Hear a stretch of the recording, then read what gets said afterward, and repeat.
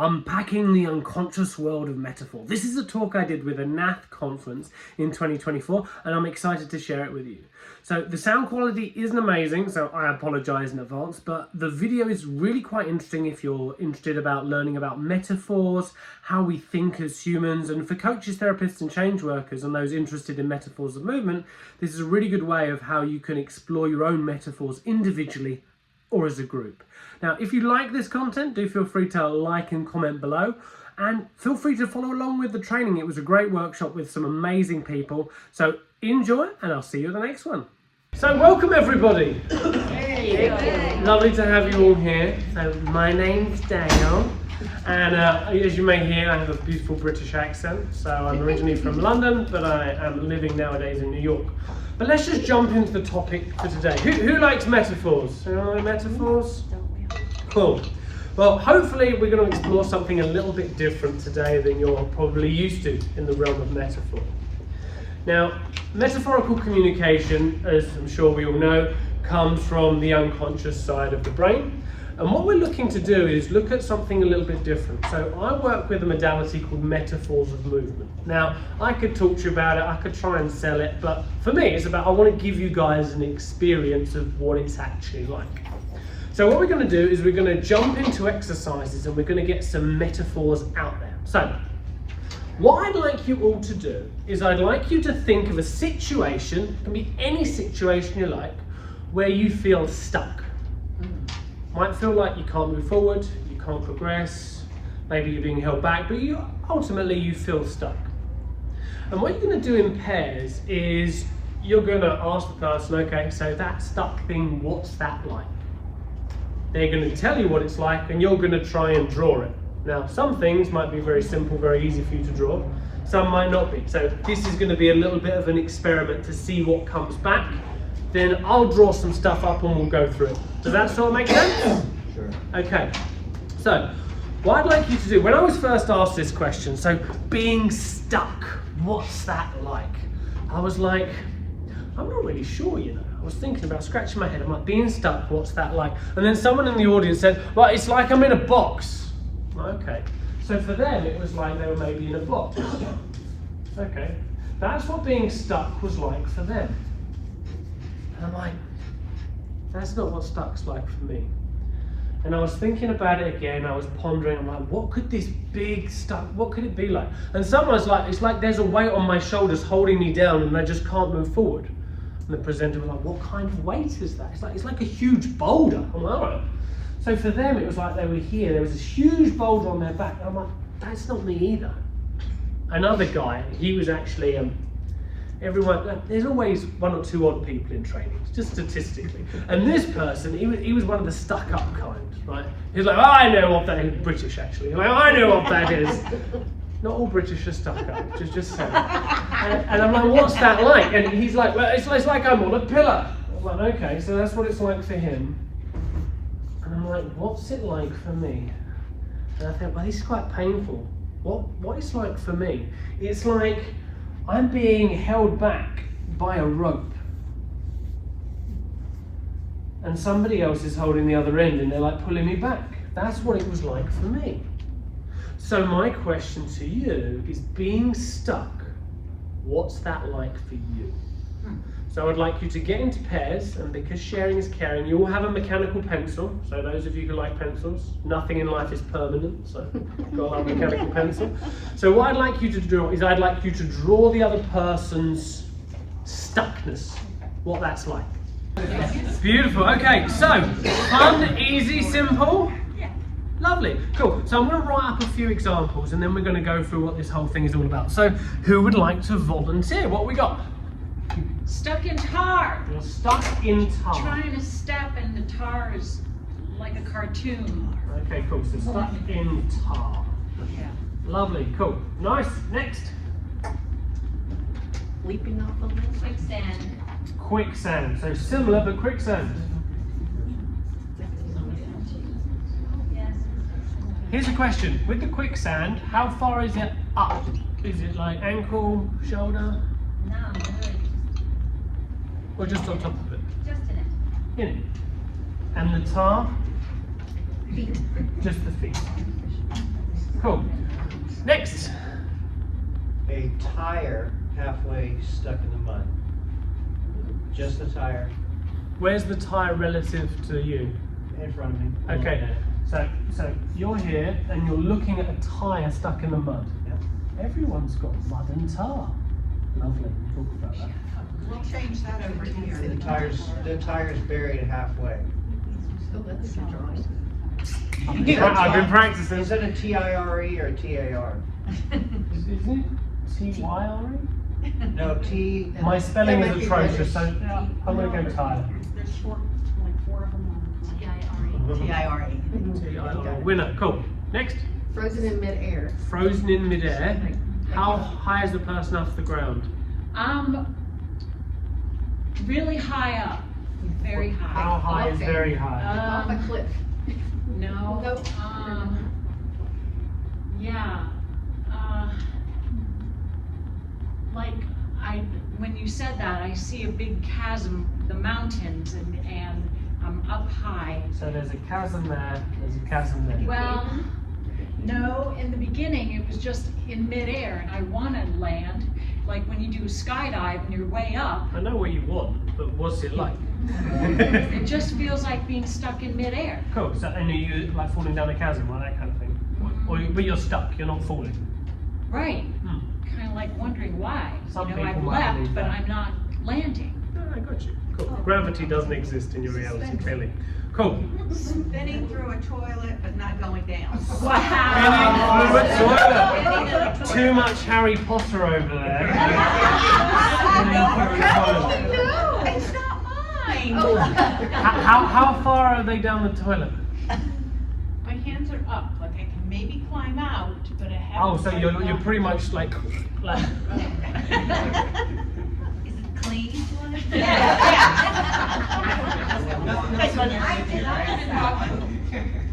In a labyrinth with moving walls. in a labyrinth with moving walls. Okay. Look at it. Simple drawing. Labyrinth with moving walls. So I'm just going to put person there. Labyrinth. Great movie. They remade it recently, actually. Walls. Won't be the same without bowing. Cool. Any others? Stuck on a sidewalk. Stuck on a sidewalk. Yeah. What's the mechanism of the stuck? Glue. So you're glued to the Yeah, sidewalk. big glue. So is there a road? There's a pavement in front of me, pavement behind me, nothing to my right, nothing to my left. Okay, cool. So pavement in front, pavement behind. You see, he says sidewalk, and then the British comes out. Pavement, pavement. Okay. Glue. Are we doing time-wise? Yes, next. Stuck between two boulders. Lovely. And they're to your right and to your left. Yeah. Are they like crushing you? Yeah. Okay. That's rough. Sucks to be you. Thank you. Empathy is king. Empathy is king. What else we got? Stuck in front of a wall, but still with the opportunity to get over it. But So how high is the wall?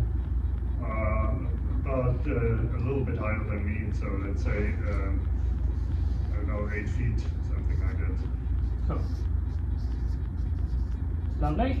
Cool. Next. Let's change pen. Let's change pen. Get a variety. I'm on a stepping stone path that represents a calendar. And in front of me is a gap where I have to make a big jump. So the stepping stones are behind you, and there's a big gap in front of you. Yep, before I get to the next one. What's the other side of the gap? Like, is it like a chasm or gap? Oh, it's just a little jump over the creek. I said there's a creek. Yeah. Hopefully not shit creek. No. It's like I don't realize I'm stuck. Everything's great, and then I gotta get up off the chair, and then my left ankle is stuck, and it's tied to my Okay. ankle. So are you sitting on a chair, or are you in the process of getting out of the chair? I feel like I was on the chair and I was great, and I went to I- stand up, and it went. Oh. Okay. So you tried to change. No, it's fine. Okay. So you're sitting on a chair. Is it a normal chair, rocking chair? I think that's my couch. Yeah. So you're on a couch. Couch is different to a chair. You're right. Okay. But mine reclines, so I imagine it as a chair. You mod cons. And you're attached to, like, is there like a chain around your ankle or something? And it's a rope, and A I rope? don't realize it's there until I get Gotcha. And then it's like a turnaround and it's a big boulder there. It's not my chair. So are you? Is the boulder behind your chair? It just becomes, my chair becomes a boulder when I look back. Interesting. A boulder, and you're chained to it. Is it your ankle? Oh no, you're tied to it. Tied to it. How is it like to you to the? How's it? Is it to your ankle or? Left ankle, and I'm tied. It's a rope's around the boulder and the rope is around my ankle. Lovely, cool. Any more? Any more? Beautiful, beautiful, beautiful. Cool. So, we all know from NLP hypnosis, we know visual, auditory, kinesthetic, olfactory, gustatory, right? The 5 senses. Metaphor, or the metaphor that we've just elicited, doesn't exist in those categories. This is what's known as autogenic metaphor. An autogenic metaphor is elicited from the proprioceptive system. Okay? So people are like, I can't visualize. Do this. Right? And what this allows us to do is this is giving us a direct representation of the person's unconscious experience of that situation. Essentially, we're eliciting non-dominant hemisphere in its quote-unquote purest form. Now, in the metaphors of movement work that I do and teach, low battery, if it dies, it dies. If it dies, it dies. Let's catch that. If it dies, it dies. Maybe get charged somewhere. Anyway, cool. So, what was I saying? Yeah, so what we're doing is we can work directly with the non-dominant hemisphere experience. Now, in the metaphors work that I do and that I teach, and I'm going to be doing demos the whole weekend here, what we can do is we can explore the rest of this environment so we can map out a bit more than what we've got. But looking at this, so if we look at these people, so they're stuck, they can't move forward, they can't take steps. Now actually, in quicksand you could take steps. It might be a bit of a struggle, but if anything, the more you move, the more you feel you stick into it. It could be said that your support is unstable. Now this one, you're in a bit of a sticky situation. If anything, there's going to be some real resistance if you try to take steps.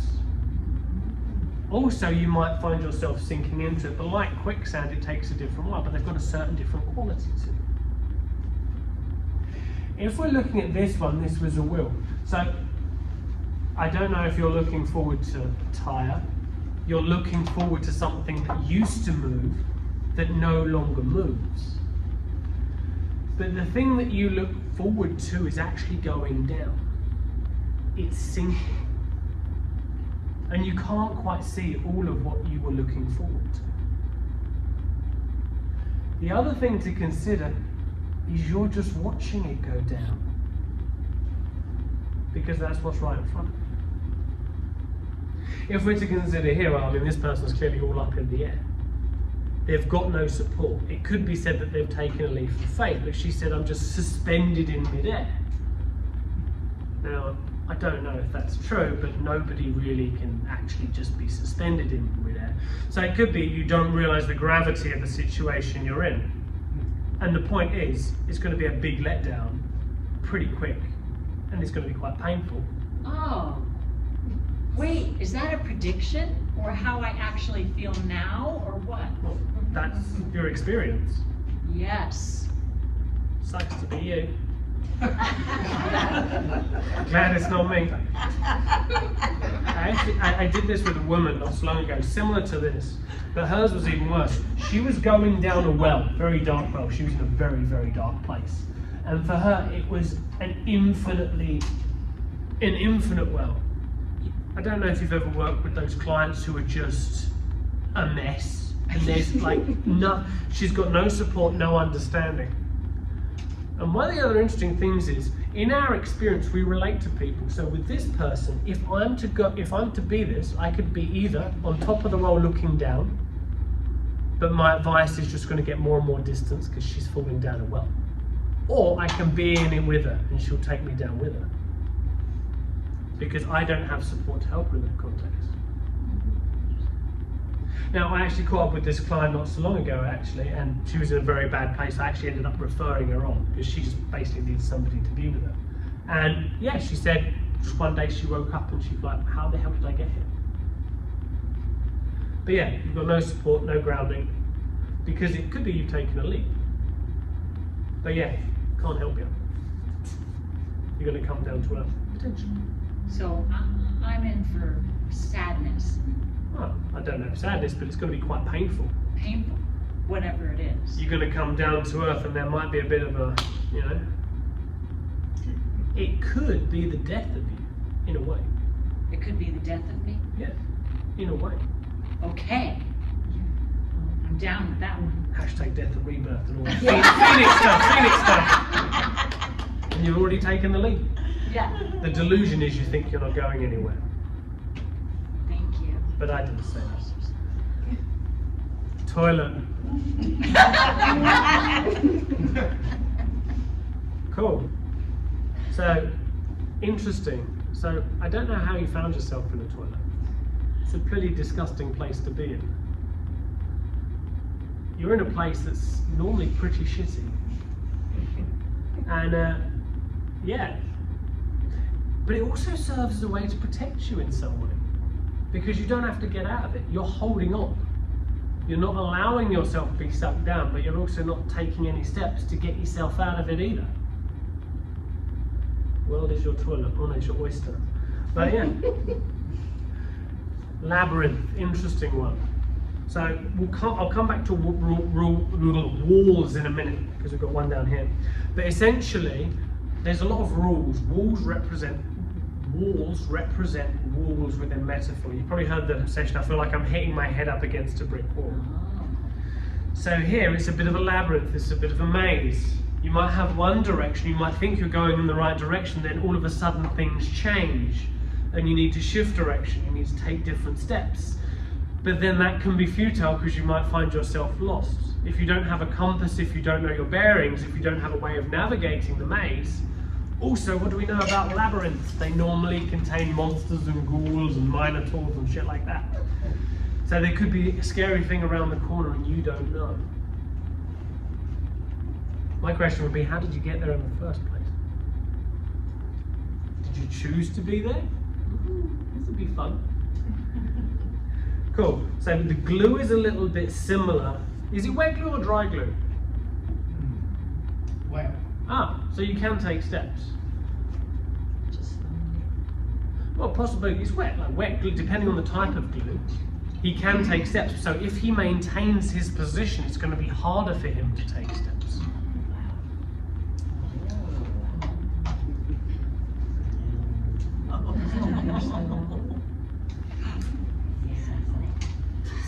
Just like the front of the class is buzzing. Okay, cool. So here, 2 rocks, 2 boulders. So it could be said you're in between a rock and a hard place. Essentially, you're being crushed by it. Now, it's really quite interesting because some women in life say, I'm looking for my rock. He's my rock. The trouble is when they want to move somewhere, rocks don't move. So I don't know if this came crashing into you or you squeezed yourself into a position where you now find yourself crushed. But it's a bold place to be. This one's interesting. So you can't move forward, you can't progress. You don't actually know what you want because what we look forward to is what we want. So right now you can't see the way forward, you can't find the way forward. So it's quite unclear what you can actually do if you're looking to progress. And here she's quite clearly chained to the couch. So she's actually interesting. So she's chained to a position that she's actually comfortable in, but the position she's comfortable in, she doesn't realize she's attached to. She's not chained, she's tied. But the point is, when she decides to take a stand, she finds that there's actually something bigger behind her that she didn't actually notice that's holding her back. So this is what we can do with metaphor. What I'm doing is I'm using idiomatic communication. Idiomatic communication is communication that is universal to a culture. So for example, different countries with different language roots will have different idioms. Like in German, they have different language roots. But in England, like to look forward to something, we all know what that means in English. To look forward to something is pretty clear.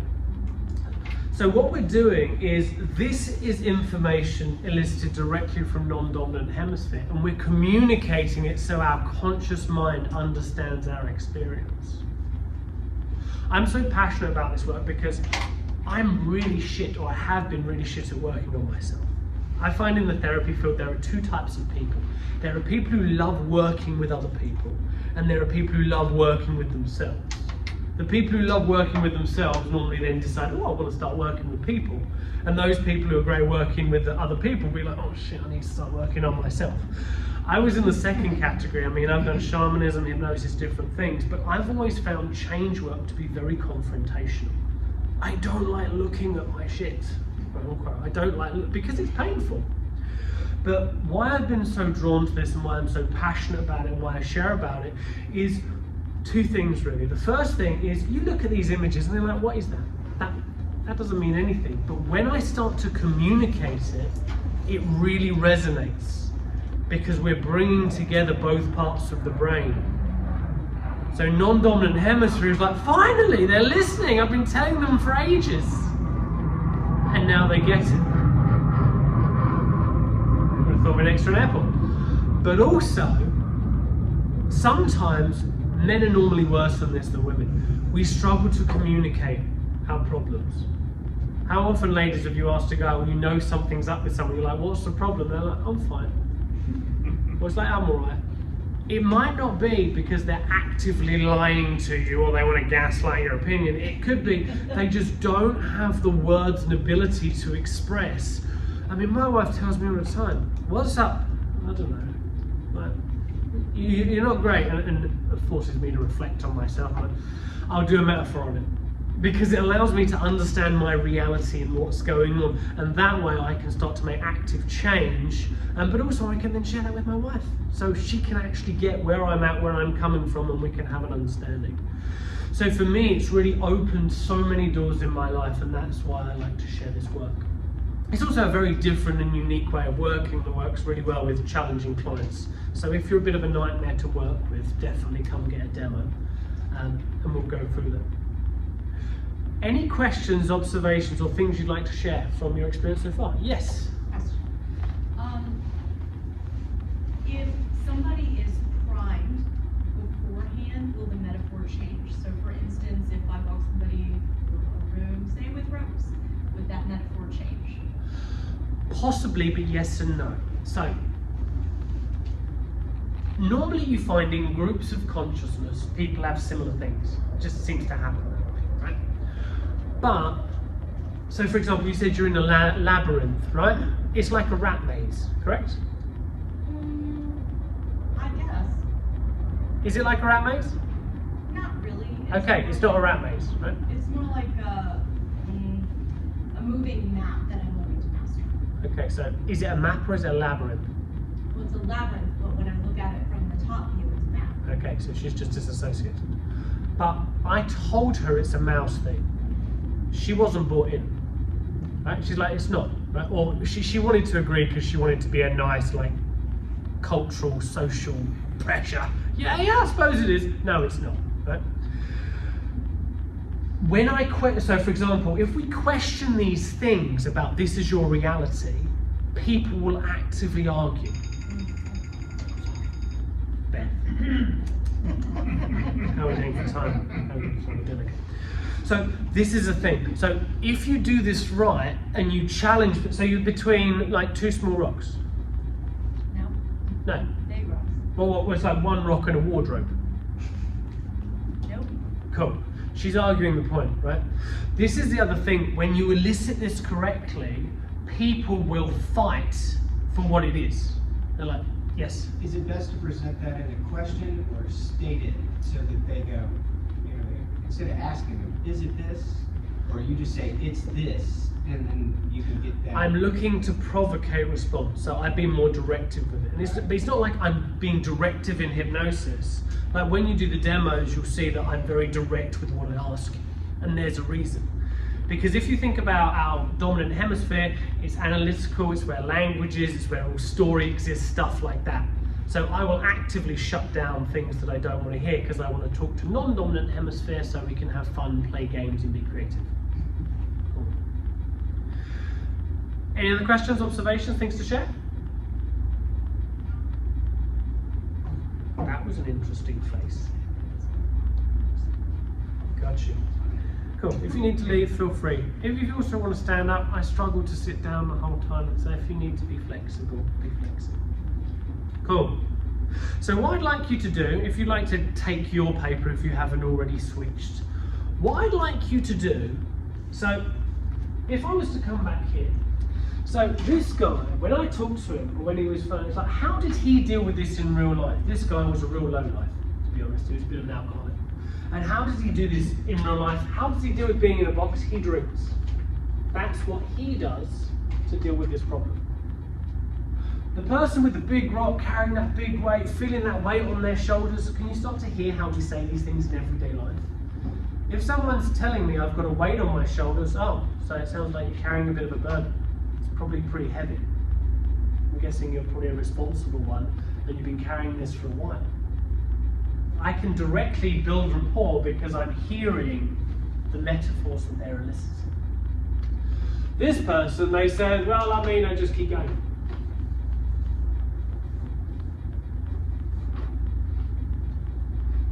When I was asked, what do you do? Actually, there were hooks. Anyone into a cheeky bit of BDSM? Hooks pulling me back. How do I deal with that? Oh, I just procrastinate. That's how I deal with it. Well, that's how I dealt with it. So what I'd like you to do, because we're going to deal with this in a minute, I would like you to just to write for yourself, you don't have to share with the group, how do you deal with this problem? What do you do in real life? I'm not talking in the metaphor, I'm not saying, oh, well, I just take slow steps out of the quicksand. No, no, no. In real life, what do you do? I don't try and get over the wall because you don't do that in real life. You don't literally, that doesn't. In real life, how do you deal with these problems? I'll give you 1 minute, just write it down. How do you deal with this in real life? In real life, how do you deal with this? In real life? Okay, cool, so we're gonna come back to that near the end. Time check, we're doing well for time. So let's just talk about walls. All in all, it's just another brick in the wall. So let's talk about a wall. Let's imagine you were faced with a wall in real life. How would you guys deal with it? Climb over it. Climb over it. Put a door in it. Put a door in it. Put a door in it. Never heard that one. Demolition. Demolition. Door in it. So like the way it's like, So that would be go through it. is it an endless wall? It's a good question. Go around. Yeah, go Like I said, Go back the same way. Around. Dig under it. You could get to the bottom of it. Any other thoughts? You could go another way. Yeah, I just thought it would pass through. Like, sort of like- Pass through.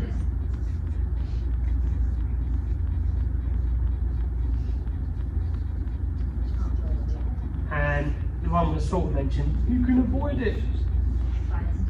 One of my favourites. One of the kids in the labyrinth, you might have someone that thinks you. Cool. If you want to be passive to the rules, that could work.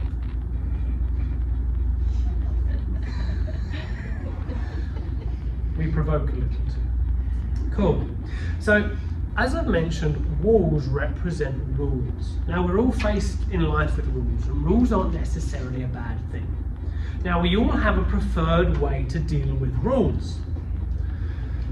Some people like to go through it. Any Tony Robbins fans out there? Tony Robbins? Breakthrough! Ah! You know? Say yes! Go through it. So to go through something needs determination. That's really badly spelled. But I'll put a smile in it. Determination to go through something. Sometimes we can go through different things and that might be the right step to do. To get over something, we can either like elevate ourselves to go up in the world. Normally, if we think about athletes, we can train ourselves to get over something. So we can train ourselves to get there. If we look at a psychoanalysis perspective, they will look at getting to the bottom of things, like dig deeper. Anyone like asking why? Why is that the case? I fucking hate that approach. My wife loves it. I find it really excruciating. But why? We can get to the bottom. We can go around it. One of my personal preferences. Okay, how can I not have to deal with this? Just go around it. And how can I avoid it? Now, all of these things can be very useful ways of working. Can you start to get a sense of which ones you might do a little bit more? If someone's got a barrier, how do you help them with that barrier? Some people might try and understand, get to the bottom and come out the other side. Some people might be like, oh, let's just force it and go through. But I can't remember who said about the width of the wall, the length of the wall. Is it, yeah, what did you say? I said it's an endless wall. Is it endless? Because that makes a difference. Let's just imagine this wall is infinitely thick. Can you break through it? No, because it's infinitely thick. Now, if you're doing an intervention as a coach or therapist, whatever, and you're looking to break someone through something, that approach ain't gonna work. Similarly, if it's infinitely deep, I just keep going and there's never a bottom to it. Is that like the well? A well is slightly different. Okay, but Because, well, I mean, we can talk about the well. keep going. Well, I mean, you can keep going. I mean, there will be a bottom to it. And they'd be in a pretty low place. I feel depressed. Okay. I mean, people will tell you where they're at through their language. If it was infinitely wide, there's no going around it. So we all have preferences on how we deal with things. We will all have therapeutic approaches which allow us to interact with these things. Now, all therapies from my perspective have limitations. Based on the human experience is so vast, it's got so many filters. If you look at EMP, that's like a sexual thing, there's two categories. They're very broad and they're very flexible, but there's essentially two. Horoscopes, there's 12. However you look at things, there's always a filtering process because that's how we understand. Otherwise, human experience would be so vast. But what I enjoy so much about this metaphorical work is because we're eliciting content specifically from the person's unconscious. The unconscious by nature is vast, has fewer filters. So in these metaphors, I can tell you a lot more than just what there are. For example, I can say that the labyrinth, this could potentially be a lifelong experience. They've always felt like they're in a bit of a maze, always trying to work out the way, always being blocked by different things. Similarly, I know the toilet is a lifelong experience. I know that the quicksand and the tar and the glue, these all represent to some extent shame. If we're looking at this situation, this is also a lifelong experience. Question? So do you leave it up to the client? Do you ask them, can you see over the wall, or do you know what's on the other side of the wall, or is it infinite? Would you ask them? Cool. In the metaphors of movement work, we would. The reason is, I'm not focused on giving you a solution to your problem. I'm not attached to your solution in any way. All I'm doing, and all I did, was this is your unconscious experience of that stuck thing. All I'm doing is I'm communicating from your non-dominant hemisphere to your dominant hemisphere. And then, for example, we might get you to do one or two other things. But the whole idea is I'm not trying to solve the metaphor. It's not a riddle to fix. The way metaphors of movement comes out of things is it's not an outcome-focused therapy. It's more of a, give me the experience that you're stuck and you're challenged in, and let's create some movement and see what happens. Because sometimes, like, therapy can happen outside the room. You might think you've done a great thing. I mean, obviously we try and take credit as much as we can because that gets us more clients, right? But sometimes, how many times have we been down the pub and someone's just said something? It could be layering from somewhere else, all these different things. But all we're essentially doing is communicating unconscious to conscious, which creates harmonization and understanding through both hemispheres. And we can also do certain interventions and things like that. Because right now, I know this has been a lifelong situation, this has been a lifelong situation, and because they're lifelong, it's always the same problem. It happens again and again and again. So there's a specific intervention that we can do, because essentially, like this guy, they're contained by the rules. And who gives us rules? Family, society, life. We get born into containers because containers are designed to keep us safe. But there's a time when we've got to grow up and grow out of these things to do something different. Does that make sense? Cool.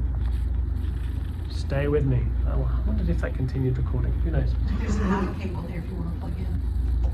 It's all good. We'll see what happens. Cool. How are we doing time-wise? Beautiful. Cool. So we'll do one other thing. So what I'd like you to do, let's do some, we're in a hypnosis conference, so let's do a closed eyes exercise. So all close your eyes for a minute for me. And what I'd like you to do is I'd like you to go back to that situation that you drew earlier. It could be your feet in tar, quicksand, you could be in the toilet, you could have rocks around you. Put yourself back in that situation. And you also remember that you wrote that thing on the paper. That way that you cope with this situation. So I'd like you for a moment just to zoom out and imagine you and I are walking down a strange road.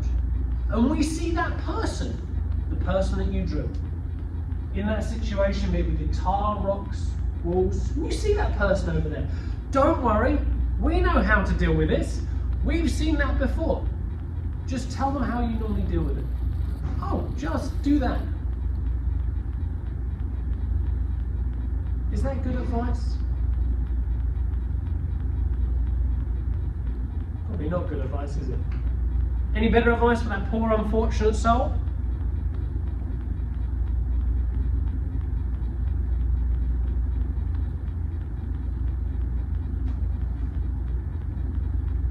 Cool. Feel free to open your eyes. Any thoughts, observations? Nothing? Is it that bad? What came to you? Or what didn't come to you?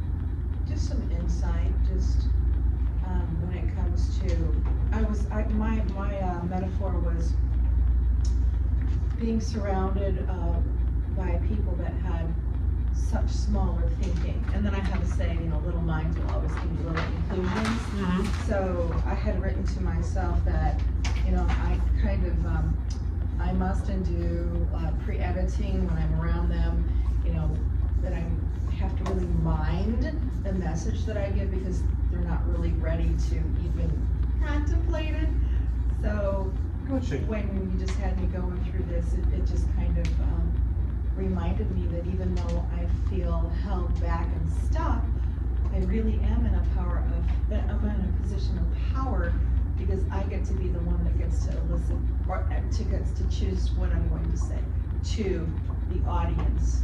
How do you normally deal with this in real life? In real life, I shut my mouth around people that are not ready for some of this. Okay. It's just beyond them. Cool. So that's what you do in real life? Yeah. Okay, so in this situation, essentially you're surrounded. You're in the middle of it. Yeah. All eyes are on you. More often than not. I get quoted a lot. I mean, I wouldn't say this, but some people might also say that you're the center of attention. Or you put yourself in the middle of it. The organization highlights me and I don't know if people gravitate, but I have to be very, very careful. Yeah, you put yourself in the middle of it. Yeah, because all eyes are on you. You're at the center of it. I wouldn't say this, but some people, it's all about you. But let's just imagine you and I are walking down a strange road and we see this woman surrounded by all these people. Oh, don't worry, just shut your mouth. Good advice. At times, yes. Any better advice for this poor unfortunate soul? She's not poor or unfortunate. She's very, very clever. Sure she is. Very, very clever because she's doing the work she's called to do. but must piecemeal out the information. Piecemeal out the information. Piecemeal out the information. Interesting. Yes. Not shutting their mouth now. Cool. That's an example. A lot of the times, the client's coping mechanism is part of their reality. Did anybody of you realize that the way you were dealing with this in real life didn't make sense, didn't work? Yeah, didn't make sense, didn't work, right? Anybody have a thing that worked? Cool. So let's go to Tyre. So this situation, how do you deal with that in real life? Call a tow truck. Call a tow truck. No, do you do that in real life? Do you actually call a tow truck? Yeah. Okay. So you called a tow truck. Is this a problem? It was. Okay, but you called a tow truck. Okay, cool. So that's how you fixed the problem. So that was a historical situation when he stuck and he resolved it. Now, if this was for example, if this was a current problem, I mean, he says call a tow truck, but he's not calling a tow truck right now. But what he might be doing is thinking, I'm thinking about I might do something. A lot of the time, the coping mechanism people use is actually part of the problem. So what we're attempting to do is to get them to realize for themselves that the way they're trying to cope isn't actually working. Because when you realize that your coping mechanism isn't fixing the problem, you can then have a choice to do something different. So it's an inadvertent way of getting the person to realize they need to do something different without actively telling them they need to do something different. Any other questions, thoughts, observations, or anything to share? Yes. I can share one. Go for it. Mine is, like, I know somebody else has something to do. Mine was usually I was +10%. Yeah. And to be honest, when I'm going into this, when I feel stuck, I'm just gonna let myself drown into it. Basically, it's procrastination. So, and those two things I'm gonna go through. It's either once I'm fully emerged and procrastinating for a long time, I will need to break through it and move forward because I'm just gonna be pissed off to be there. Mm-hmm. Or, like in your exercise, if I would see myself there, I'm just gonna like breathe and let go. Gotcha. This is usually like the advice I give myself. Cool. Because So you breathe and let go, but you still maintain your position. and I can let it go. Because this is the interesting thing about quicksand. I know you've probably seen quicksand in the films. Quicksand doesn't actually sink that quick. And I think you can, because it's a non-Newtonian, it behaves like a non-Newtonian fluid, you can only actually sink up to your waist pretty much before like your body's physiology balances it out. So actually the quicksand is a bit of an illusion. I'm not saying that you can't take steps and it might not be a bit of a challenge. The trouble with quicksand and the tar is if you're to come out of it, you might be covered in quicksand or you might be covered in tar. And that could be pretty shameful. If you think about, they talk about washing away the sins, right? One of the things about these kind of contaminations that we can find in metaphor is it's a lot more comfortable to stay in here and have people not see you looking all sticky and horrible.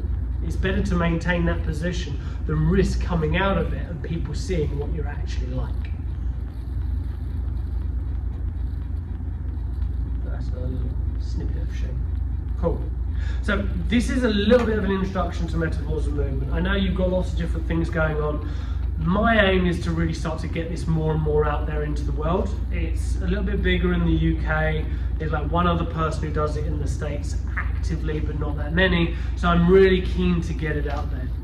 It's a whole different way of working. But what I love about it, if you do, I mean, I've studied shamanism, I've studied hypnosis, I've studied different things.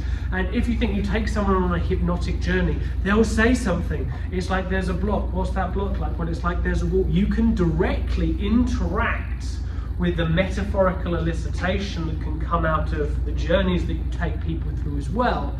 So not only does it work as a standalone modality, but it's a whole way of communicating and being with language, which can really create shifts and changes. And it gives options, and I'm an options guy. So that's why I love it. And I've seen it benefit my life, and that's why I'm keen to share it. So that's a bit about me. I will be doing boobs. I am running a course in February, March. There's information there, but it's more about me getting the work out there. As you see on your desk, there's also a little orange card as well, which has got a 5-minute demo. So if you don't have time today, if you want to share it with somebody or something else, I'm just really keen to get my stuff out there so that people can learn, grow, start implementing it. And if you like playing with clients, if you like options, if you like ways of trying something different with people who are stuck, I found this beautiful, elegant, and what I've shown you today is literally just the surface. There's so much more. Cool. Any final questions before I close? That sounded like it closed, didn't it? Anyway, thank you so much for your time. It's been amazing. Thank you so much. And thank you for allowing us to share. Thank you.